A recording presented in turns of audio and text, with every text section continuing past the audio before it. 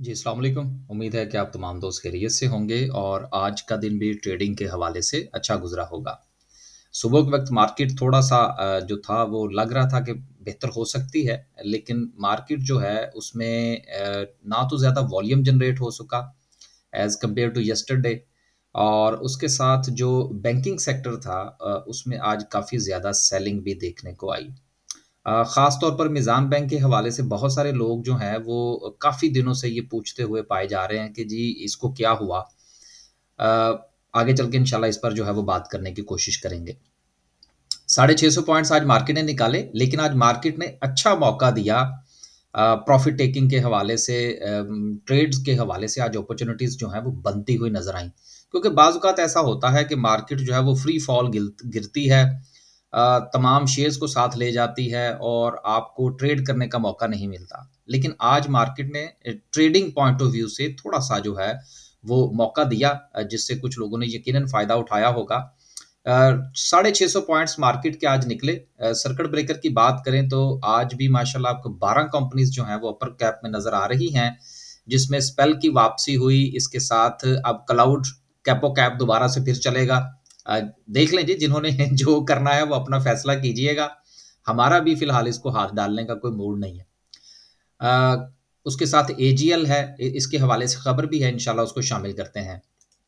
Overall देखें तो सबसे ज़्यादा आज जो डिप्रेशन देखने को मिला वो कमर्शियल बैंक्स का था जिसमें अगेन जो है वो 300 पॉइंट्स जो हैं वो आज निकले। देखें बैंक्स के हवाले से अब ये यकीनन हो सकता है कि कुछ चीज़ें ये सुनने को मिलें कि जी चूँकि मॉनेटरी पॉलिसी में कोई 1 से 1.5% जो है वो शरह सूद नीचे आ सकती है, तो इसलिए शायद बैंक्स जो हैं वो उनमें डिक्लाइन देखा जाएगा। यार देखें बात ये है कि बैंक्स में अगर आप थोड़ा-सा अंदाज़ा लगाएँ कि बैंक्स ने आपको परफ़ॉर्मेंस कितनी दी है। जब से आईएमएफ का प्रोग्राम हुआ है, उसके बाद से लेकर अब तक अगर आप परसेंटेज में भी देखें, तो कुछ बैंक्स तो ऐसे हैं जो अपनी प्राइस से 3 गुना ऊपर गए। अ, तो अब ज़ाहिर-सी बात है कि उसमें आपको करेक्शन देखने को मिलेगी। उसमें जो है वो नए लेवल्स बनेंगे। तो जब नए लेवल्स बनेंगे टेक्निकली तो फिर उसके उन बैंक्स के अंदर जो है वो आपको एक नई मूव देखने को मिलेगी। यहाँ पर मैं मीज़ान बैंक का ज़िक्र करता चलूँ। देखिए मीज़ान बैंक जो है वो आपका 70 स स ₹75 से चलता है और वो आपको एक बहुत बड़ा हाई देता है। लेकिन अब आपने अगर उसको हाई के ऊपर खरीद लिया है तो और आप समझते हैं कि आप इन्वेस्टर हैं, तो फिर आपको वेट करना चाहिए। लेकिन अगर आप ट्रेडर हैं या आप जो है वो अभी तक अंडरस्टैंड नहीं कर पाए कि मार्केट जो है उसका साइकिल किस तरह से चलता है या सेक्टर्स जो हैं उसमें परफॉर्मेंस किस तरह से होती है, तो फिर मेरा ख्याल है कि आपको उसमें से निकल जाना चाहिए। क्योंकि शेयर तो बुरा नहीं है, लेकिन आप चूँकि पैनिक हो चुके हैं, ये मैंने इसलिए मीज़ान बैंक का ज़िक्र किया कि मुझे ज़ाती तौर पर बहुत सारे मैसेजेस मौसूल हुए इस हवाले से और उसमें से 99.9% लोग जो थे, जब उनको मैंने टेक्स्ट में रिप्लाई करके पूछा कि आपने कब खरीदा, प्लान क्या था आपका? तो उन सब का यही जवाब था माँ सिवाय एक दोस्त के कि उन्होंने कहा जी कि हमें बस ये लग रहा था कि ये ऊपर जा रहा है तो बस हमने इसको खरीद लिया। हमारी कोई प्लानिंग नहीं है कि हम ट्रेडर हैं, हम इन्वेस्टर हैं, हमने क्यों खरीदा, हमने डिविडेंड पॉइंट ऑफ व्यू से खरीदा, व्हाटएवर। तो ज़ाहिर-सी बात है फिर वो लोग जो हैं वो पैनिक करेंगे। जिन्होंने प्लान करके खरीदा है उनको परेशान होने की ज़रूरत नहीं है। लेकिन अगेन यहाँ पर ये बयान नहीं किया जा रहा कि आप इसको बाय कर लें या होल्ड करें। ये सिर्फ़ मैंने आपको एक्सपीरियंस शेयर किया है। आगे चलते हैं जी। फर्टिलाइज़र में से भी 141 पॉइंट्स निकले, ऑयल एंड गैस फिर सो एंड सो सारे जो है वो सेक्टर्स आपको 8-8 10-10 पॉइंट्स जो है वो माइनस करते हुए नज़र आए। आगे चलते हैं जी और मज़ीद कुछ अनाउंसमेंट्स हैं उनको शामिल करते हैं। पहली जो है वो जेके स्पिनिंग के हवाले से है, उसका रिज़ल्ट था आज ₹9 और 84 पैसे की अर्निंग, बहुत अच्छी अर्निंग है। दिया दिलाया कुछ नहीं। उसके बाद मैपल लीफ का था आज ₹5 की अर्निंग है, इन्होंने भी कुछ नहीं दिया। देने दिलाने के हवाले से जो है ना ये दोनों बहन-भाई हैं, क्या कहते हैं जी इसको बल्कि भाई-भाई हैं। एमएलसीएफ हो गया और पेल वाले हो गए। इन दोनों का जो है वो situation trading point of view से बहुत अच्छी है। इसीलिए मैं अक्सर जो है वो अपनी वीडियो में एक ज़िक्र किया करता हूँ कि हर शेयर हर बंदे के लिए नहीं होता।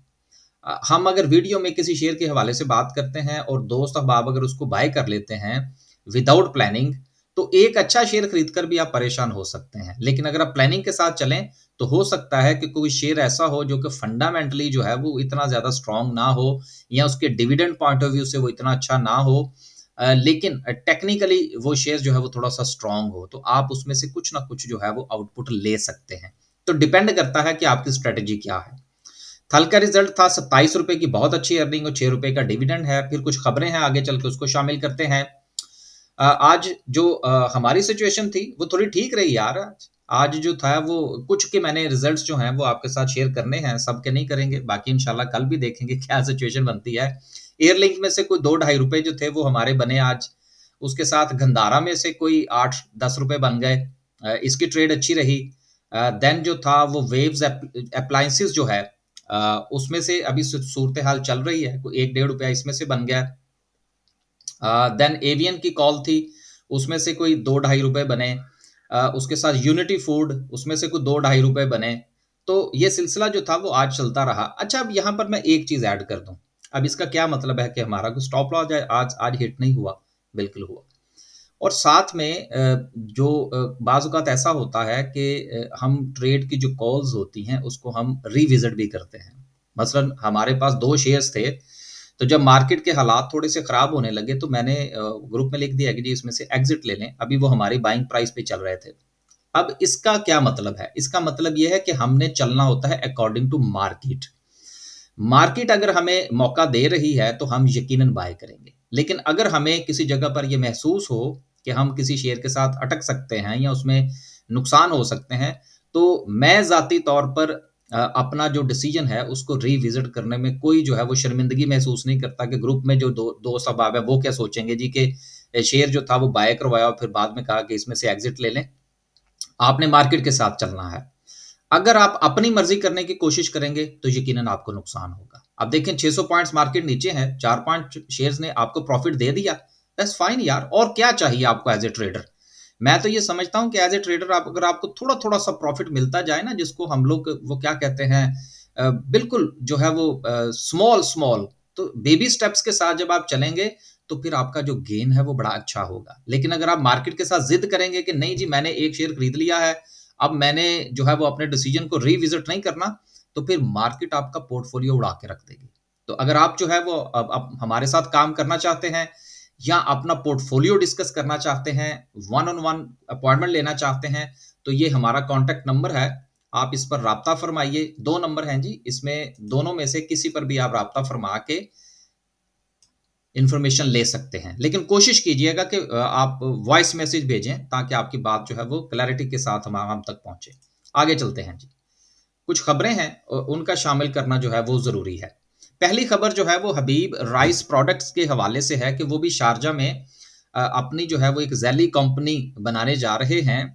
यकीनन कंपनी अच्छी है, इनके मामलात बहुत अच्छे हैं, लेकिन इसमें एक चीज़ जो है वो मैं ऐड करता चलूँ कि हमारी बहुत सारी कंपनीज ऐसी हैं जिन्होंने दुबई के अंदर या शारजा के अंदर इस तरह का काम कर रखा है, लेकिन वो अपना ब्रांड नहीं बनाते। अब इसका ये मतलब नहीं है कि पाकिस्तान की किसी भी कंपनी का ब्रांड नहीं है, चूंकि यूके यूरोप के अंदर हम लोग रह रहे हैं कुछ साल से। 98% जो हमारा एक्सपोर्टर है वो यहाँ पर यूएई में जाता है और वहां पर अपना जो सामान है वो सारा का सारा इंडियंस को बेच देता है, और इंडियंस जो हैं वो फिर आगे ब्रांड बना के जो है वो यूके यूरोप और यूएसए की मार्केट को जो है वो कैप्चर करते हैं। ये हमने कई बार इस इशू को उठाने की कोशिश की है, तो आज चूंकि ये बात चल निकली तो अच्छी बात है। मैं तो ये समझूंगा कि शायद ये अपनी कुछ मजीद कुछ ब्रांडिंग की तरफ जाएंगे, कुछ मामलात को बेहतर करेंगे। लेकिन लेट्स सी कि ये क्या करते हैं, कहीं ये भी कुछ ऐसा काम तो नहीं करने जा रहे कि वहां पर जाएं और फ्री जोन में जाके अपना माल बेचें और फिर वापस आ जाएं। लेकिन मेरा ख्याल है कि ये बेहतर जो है वो काम करने की कोशिश करेंगे। तो ये एक पॉजिटिव न्यूज है जी इसके हवाले से। इवेंसियन के हवाले से पॉजिटिव न्यूज है कि ये भी जो है कुछ सिक्योर करने जा रहे हैं $multi million, जिसकी वजह से आज हमें इनके शेयर के अंदर जो है वो अच्छी मूव देखने को मिली। यहां पर मैं एक चीज ऐड करूं जो शायद फ्यूचर में आपके काम आए, कि बहुत सारे लोग टेक्निकल्स को नहीं मानते।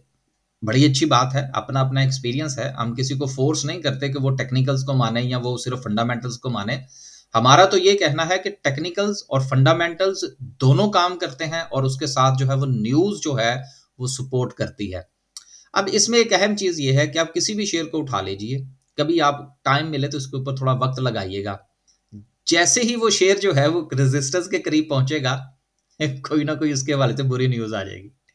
जैसे ही वो शेयर जो है वो अब सपोर्ट एंड रेजिस्टेंस पे डिपेंड करती है ना, वैसा थोड़ी है कि आप 15 मिनट का चार्ट लगाएँ और या 5 मिनट का लगाएँ और उसमें से सपोर्ट एंड रेजिस्टेंस निकालें और वो जो है वो न्यूज़ के साथ उसको लिंक कर दें, मैं उसकी बात नहीं कर रहा। और इसी तरह से जब भी कोई शेयर जो है वो आपको सपोर्ट पर मिलेगा तो उसको पॉजिटिव न्यूज़ मिल जाएगी। कभी गौर कीजिएगा इसके ऊपर, ये मैं आपको अपने एक्सपीरियंस की बुनियाद पर बात कर रहा हूँ। अगली खबर जो है वो आरफ हबीब के हवाले से है, जिनका ये कहना है कि शेल चूंकि बिकने जा रहा है और वाफे एनर्जी जो है उनकी तरफ से जो एक्सेप्टेंस है कि 118 रुपए पर जो है वो शेल का शेयर खरीद रहे हैं। अब देखिए 118 रुपए पर ये खरीद रहे हैं और इस वक्त जो शेयर की प्राइस है वो 140 प्लस है। हो सकता है जब मार्केट की क्लोजिंग हो तो कुछ ऊपर नीचे हो। अब यहाँ पर एक चीज आप जरूर जहन में रखिएगा कि वाफे एनर्जी वाले जो हैं वो इसके साथ करते क्या हैं। नया मालिक जिस वक्त आए, ये मैं अक्सर अपनी वीडियोस में कहता हूं कि नया शेयर आए, कोई नई कंपनी पाकिस्तान स्टॉक एक्सचेंज में लिस्टेड हो या कोई कंपनी जो है उसकी उसकी मलकियत बदल जाए या वो फॉरेन से लोकल में किसी के पास आ जाए या लोकल में जो है वो चेंज ऑफ हैंड हो जाए, तो हमेशा कुछ थोड़े दिन जो है वो इंतजार करके देखा करें कि नए जो मैनेजमेंट है वो उस कंपनी के साथ क्या करती है। बिफोर दैट कि आप अपनी जिंदगी की कमाई उसमें एक लॉन्ग टर्म के लिए इन्वेस्ट करें। मैं किसी को रोक नहीं रहा, मैं एक आपको जनरल आइडिया दे रहा हूं कि नई कंपनी आएगी, नई मैनेजमेंट आएगी, वो देखेंगे कि उसका तरीकाकार क्या है। वो ये ना हो कि वो अपनी होल्डिंग भी जो है वो स्टॉक मार्केट में बेचने की कोशिश करें, 118 पर खरीदें और 142 में किसी को थमा दें। चीजों को देखें, थोड़ा सा इंतजार करें। देन ये मैं ट्रेडिंग पॉइंट ऑफ व्यू से बात नहीं कर रहा, ये मैं लॉन्ग टर्म के लिए बात कर रहा हूं। जब भी आप किसी भी शेयर के अंदर अपना पैसा कुछ लंबे अरसे के लिए डालने के लिए सोच रहे हो तो थोड़ा इंतजार जरूर कर लिया करें। बिल्कुल इसी तरह से जिस वक्त आईपीओ आए, मैं आईपीओ खरीदने के हक में कभी नहीं हुआ। मेरा ये होता है कि कंपनी को आने दे, कुछ 2 3 4 6 महीने उसको स्टॉक मार्केट में जो है वो ट्रेड होने दे, लग पता जाएगा कि कंपनी ने क्या किया क्या नहीं किया। मार्केट जो है वो उसका फैसला कर देगी, तो आगे फैसला आपका अपना होगा, यकीनन पैसा आपका है। अगली खबर जो है वो एजीएल के हवाले से है। अब देखिए गुज़िश्ता दिनों हमने इसी कंपनी के हवाले से खबर पढ़ी थी, मुझे अच्छी तरह से याद है कि फातिमा फर्टिलाइजर जो है वो इसको खरीदने लगी है, तो इसको 2 कैप लगे थे। अब खबर आ गई है कि जी एफएफसी इसको खरीदने लगा है, अब इसको फिर 2 कैप लगेंगे। तो बात को थोड़ा समझें। ये जो अक्सर कंपनीज के हवाले से खबरें आनी शुरू हो जाती हैं, आपको याद होगा कि कुछ अरसा पहले हैस्कोल के हवाले से इस तरह की खबरें आना शुरू हो गई थी। कभी पता लगता था कोई खरीद रहा है, कभी वो मिल्लत वाले खरीद रहे हैं, कभी कोई खरीद रहा है, कभी कोई खरीद रहा है, क्योंकि वो कंपनी भी लॉस में थी और एग्रीटेक भी के भी हालात जो है वो कितने अच्छे तो है नहीं। तो इस हवाले से जब भी आपके पास ये शेयर मौजूद हो तो उससे कुछ ना कुछ फायदा उठा लिया करें। आगे आप लोग खुद समझदार है माशाल्लाह।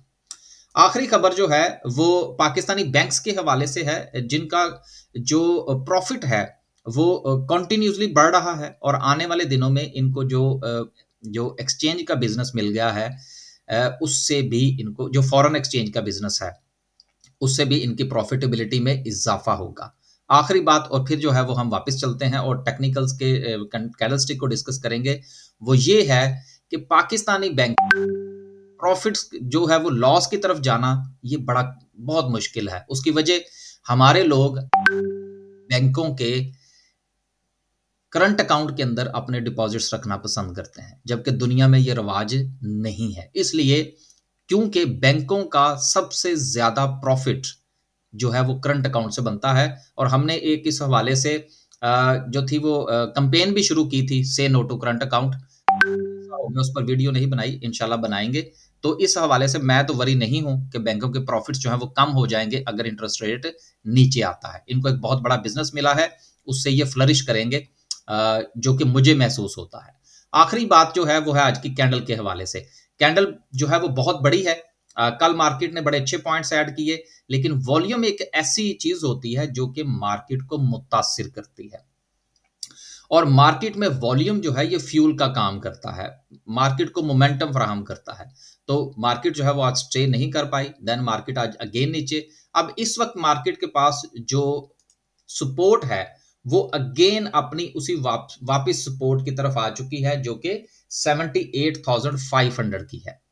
78,500 की सपोर्ट अभी मार्केट के पास मौजूद है, और जब तक मार्केट इससे ऊपर क्लोज हो रही है, मुझे उम्मीद है कि मार्केट यहां से आपको अगेन ट्रेडिंग के मौके जो है वो फराहम करेगी।